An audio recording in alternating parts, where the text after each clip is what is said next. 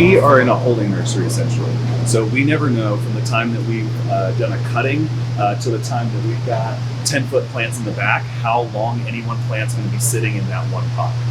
Because we're selling off genetics kind of at every diversion possible, from initial transplants all the way up through these big 10-gallon, or these big 10-footers. So we need a pot that can handle that sort of development and that sort of unknown timeline.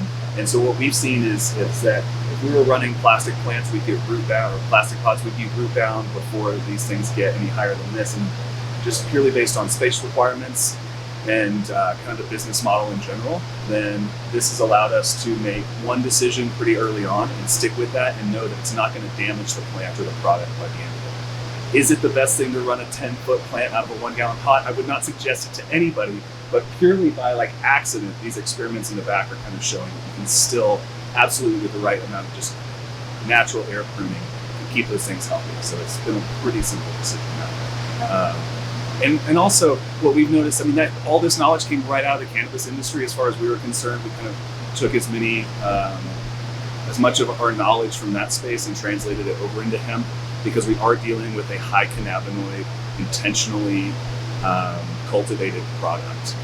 So we're not automating all of our systems. We're still cultivating. There's still a lot of hand care that goes into it. So we've kind of taken that process of individually caring for each plant. This is just one step in that direction. You talked a little bit about shipping them.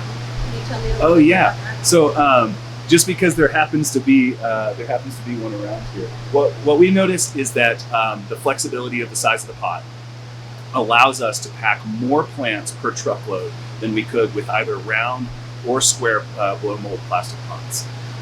So on a normal 53-foot box truck, we were averaging just over about 1,700 plants per shipment on a single layer.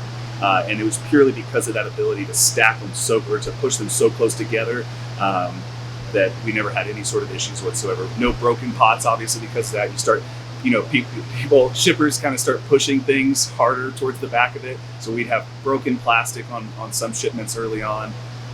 So in any case, we were able to increase by what I would say is pretty easily about a 20% margin of plants, which was huge whenever you're dealing with truckload after truckload to send out the tens of thousands of genetics that some of these orders are coming in. So that was a big thing.